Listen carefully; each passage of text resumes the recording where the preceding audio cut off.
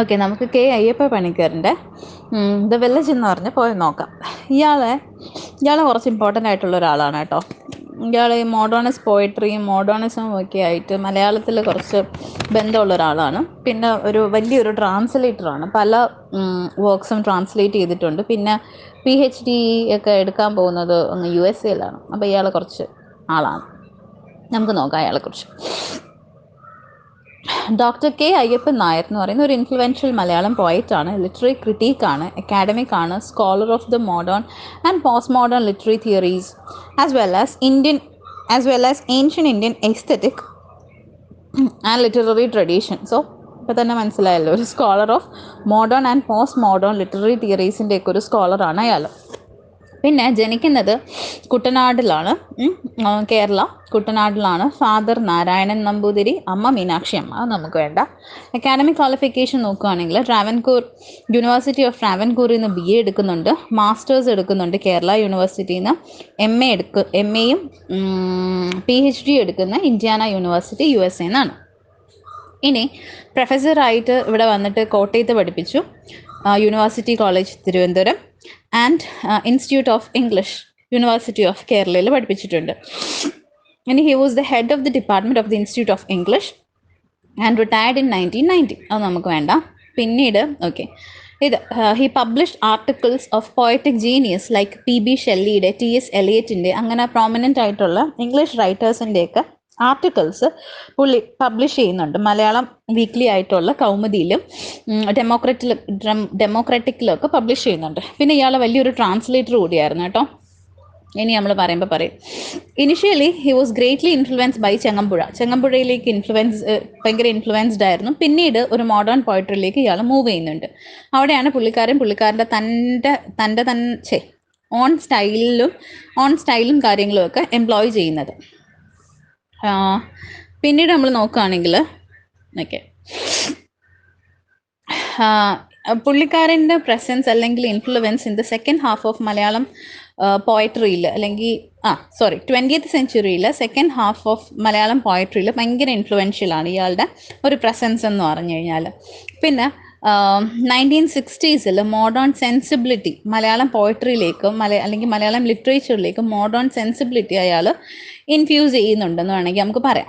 And later ഇയാൾ പിന്നെ അതിൻ്റെ ഇന്നഡിക്വസീസ് ഓഫ് മോഡേണിസം കണ്ടുപിടിക്കുകയും, അല്ലെങ്കിൽ അതത്ര അഡിക്വേറ്റ് അല്ല, മോഡേണിസം അത്ര അഡിക്വേറ്റ് അല്ല എന്ന് പറഞ്ഞിട്ട് പിന്നീട് അയാൾ പോയറ്റിക് സെൻസിബിലിറ്റിയിലേക്ക് ഷിഫ്റ്റ് ചെയ്യുന്നുണ്ട്. ഓക്കെ ആണല്ലോ.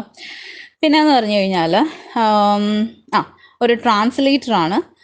He had translated who gave a new direction to the course of Malayalam poetry by translating a number of European, African, Latin American poems ഒക്കെ മലയാളത്തിലേക്ക് പുള്ളി ട്രാൻസ്ലേറ്റ് ചെയ്തിട്ടുണ്ട്.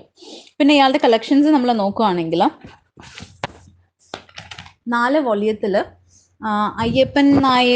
അയ്യപ്പപ്പണിക്കരുടെ കൃതികൾ എന്ന് പറഞ്ഞിട്ട് ഇയാളുടെ ഒരു കളക്ഷൻ ഉണ്ട്. ആൻഡ് പിന്നെ ഒരു 3 വോള്യൂം ഓഫ് എസ്സേസ് പബ്ലിഷ് ചെയ്യുന്നുണ്ട്, അയ്യപ്പപ്പണിക്കരുടെ ലേഖനങ്ങൾ. പിന്നെ ഐ കാൺട്ട് ഹെൽപ്പ് ബ്ലൂമിങ്, അത് അയാളുടെ ഒരു anthology of his poems in English ട്രാൻസ്ലേഷനാണ്. പിന്നീട് പിന്നെ ഒരു number of Indian and non Indian works translate ചെയ്യുന്നുണ്ട്. ഒരു വണ്ടർഫുൾ ട്രാൻസ്ലേറ്റർ ആയിരുന്നു കേട്ടോ അയാൾ. TS എലിയറ്റിൻ്റെ, പിന്നെ ബെർട്ടോൾഡ് ബ്രെച്ച്, പിന്നെ രാജ റോവ്, പിന്നെ നമുക്ക് പഠിക്കാൻ പറ്റുന്ന ആരുണ്ട്, വേറെയും കുറച്ച് പേരൊക്കെ പറയുന്നുണ്ട് കേട്ടോ, വേണമെങ്കിൽ പഠിച്ചു വെച്ചോ. ഓക്കെ, ഇവരുടെയൊക്കെ വർക്ക്സ് ട്രാൻസ്ലേറ്റ് ചെയ്യുന്നുണ്ട്. പിന്നെ ക്യൂബൻ കവിതകൾ, മയവോസ്കിയുടെ കവിതകൾ, അയ്യപ്പപ്പണിക്കരുടെ വിവർത്തനങ്ങൾ അയ്യപ്പപ്പണിക്കരുടെ വിവർത്തനങ്ങൾ contain some of his translations. Okay, പിന്നെ പുള്ളിക്കാരൻ also number of English works ചെയ്തിട്ടുണ്ട്. അതിലൊന്നാണ് ഇന്ത്യൻ നെററ്റോളജി എന്ന് പറയുന്നത്. പിന്നെ he is the recipient of several national awards such as the Padmashri കിട്ടുന്നുണ്ട്, പിന്നെ സരസ്വതി സമ്മാനുണ്ട്, പിന്നെ സാഹിത്യ അക്കാദമി അവാർഡുണ്ട്, കേരള സാഹിത്യ അക്കാദമി അവാർഡ്. ഇതൊക്കെയാണ് അയ്യപ്പൻ നായരെ കുറിച്ച് അയ്യപ്പപ്പണിക്കരെ കുറിച്ച് പറയാനുള്ളത്. ഇനി നമുക്ക് വില്ലേജ് എന്ന് പറഞ്ഞ പോമിൻ്റെ ഒരു ഇൻട്രൊഡക്ഷൻ നോക്കാം. വില്ലേജ് എന്ന് പറയുന്ന പോം ഓക്കെ. വില്ലേജ് എന്ന് പറയുന്ന പോം എന്ന് പറഞ്ഞാൽ വളരെ ഒരു ഷോർട്ട് പോയമാണ്. ആകെ 19 ലൈൻസേ ഉള്ളൂ. ഇതിൽ പണിക്കർ നമ്മൾ നേരത്തെ ഒരാളെ പറഞ്ഞല്ലോ, അതായത് ഈ വില്ലേജ് ലൈഫിൽ നിന്ന് അർബനിലേക്ക് പോകുമ്പോഴും, അയാളുടെ പേരെന്തോന്നായിരുന്നു, ഫീവറിൻ്റെ ആൾ, കാക്കാട്. അയാൾ ഇങ്ങനെ എന്താ പറയുക, അതിനെ വെൽക്കം ചെയ്യാൻ കുറച്ച് ഹെസിറ്റൻ്റ് ആണെങ്കിലും ആ ഒരു സംഭവത്തിന് അയാൾ അക്നോളജ് ചെയ്യുന്നുണ്ട് അല്ലേ, ഓർബനൈസേഷൻ അക്നോളജ് ചെയ്യുന്നുണ്ട്. അപ്പം അതേ ഒരു സംഭവമൊക്കെ വരുന്ന ഒരു തീം തന്നെയാണ് നമ്മളുടെ ഈ പോയവും. അയാളുടെ ലൈഫിനെ പോലത്തെ ഉള്ളൊരു ഇതാണ് ഈ പോയത്തിലും വരുന്നത്. അതെന്ന് പറഞ്ഞു കഴിഞ്ഞാൽ റൂറൽ വില്ലേജ് ഇമേജസ് ഒക്കെ കൊണ്ട് ഭയങ്കര ഇമേജസ്റ്റിക് ആയിട്ടുള്ളൊരു പോയമാണ് ഇത്. ഇതിലെന്ന് പറഞ്ഞു കഴിഞ്ഞാൽ അയ്യപ്പൻ നായർ പോയറ്റ് ഹിംസെൽഫ് ആണെന്ന് തോന്നുന്നു. അല്ലേ, നോക്കട്ടെ.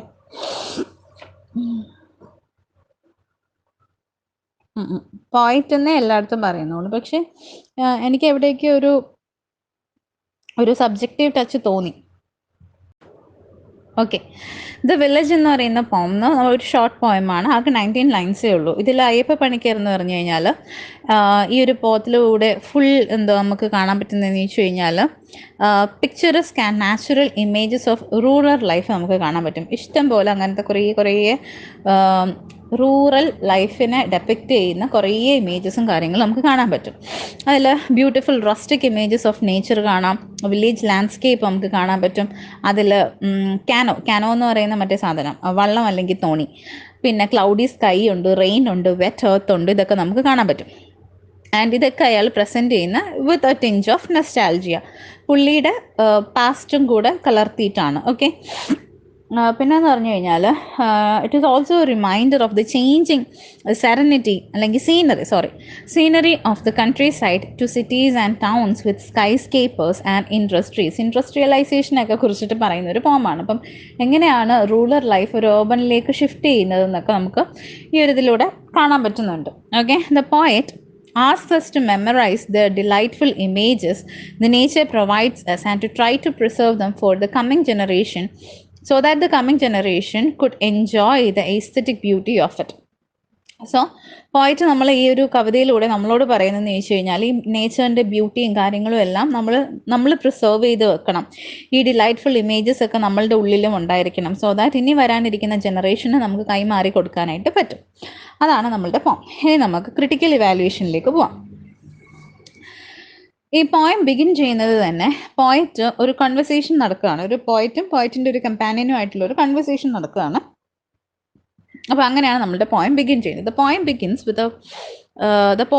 with the poet remembering an event that happened in the past.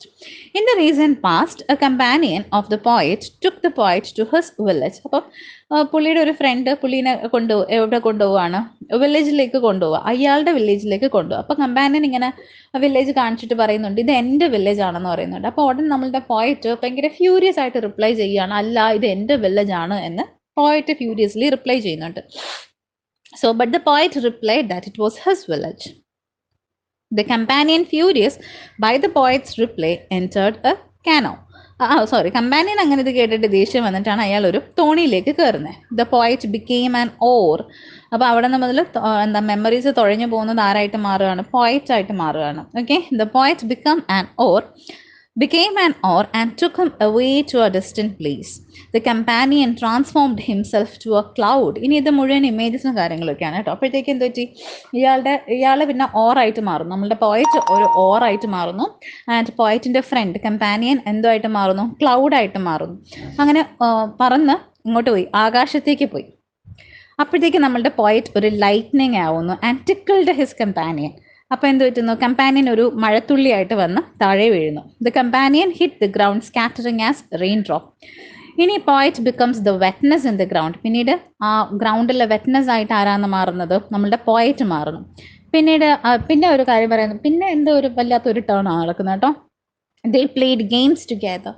These beautiful images become artwork in the companion's reading room. പിന്നെ വീണ്ടും ബാക്ക് എങ്ങോട്ടൊക്കെ പോകുന്നുണ്ട് കേട്ടോ. പിന്നെ ഒരു ഷിഫ്റ്റാണ് നടക്കുന്നത്. പിന്നെന്താ, ഈ പറഞ്ഞ ബ്യൂട്ടിഫുൾ ഇമേജസ് ഒക്കെ നമ്മളുടെ കമ്പാനിയൻ്റെ റൂമിൽ ഒരു ആർട്ട് വർക്ക് ആയിട്ട് മാറുന്നു.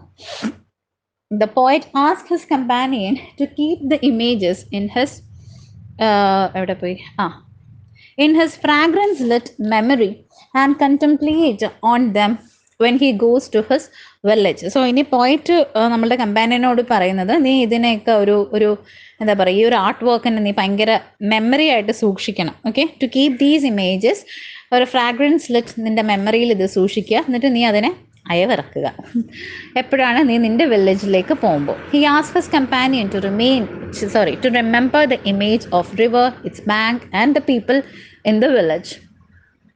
At the end of the poem, നമ്മളുടെ പോയിറ്റ് റിക്വസ്റ്റ് ചെയ്യുന്നുണ്ട് പുള്ളിക്കാരൻ്റെ കമ്പാനിയനോട് to take these beautiful image to village where the scenic images are lacking. ഇനി നീ വേറെ ഏതെങ്കിലും വില്ലേജസിൽ പോകുമ്പോൾ അവിടെ ഇങ്ങനത്തെ ഇമേജസ് ഒന്നും ഇല്ല, അവിടുത്തെ ലാക്കിംഗ് ആണെങ്കിൽ നിനക്ക് ഈ കിട്ടിയ ഇമേജസ് ഒക്കെ കൂടി നീ ആ വില്ലേജിലേക്ക് കൊണ്ടുപോകണമെന്ന് പറയുന്നു. ഇത്രയേ ഉള്ളൂ നമ്മളുടെ പോം. ഇനി നമുക്ക് അതിൻ്റെ ഇത് നോക്കാം. The poem is structured in the form of a conversation between the poet and the companion. The ordinary and naturalistic images of a village space are presented to evoke the feeling of nostalgia in the mind of the readers. In the fast-growing world of progress and industrialization, the poet is requesting the readers to preserve the rural images in the artistic world so that the coming generation may see the wonders of the pleasing world. So, ഈ ഒരു പോയത്തിലൂടെ പോയിട്ട് ഉദ്ദേശിക്കുന്നതെന്ന് വെച്ച് കഴിഞ്ഞാൽ തൻ്റെ റീഡേഴ്സിന് ഒരു message കൊടുക്കുക, ഇതിനെയൊക്കെ പ്രിസർവ് ചെയ്ത് വെക്കുക, ഭാവിയിൽ വരാനിരിക്കുന്ന ജനറേഷൻ എന്തെങ്കിലും ഇതിൽ നിന്ന് കൊടുക്കുക. പിന്നെന്താ, ordinary naturalistic images of A village നമുക്ക് കാണാൻ പറ്റും.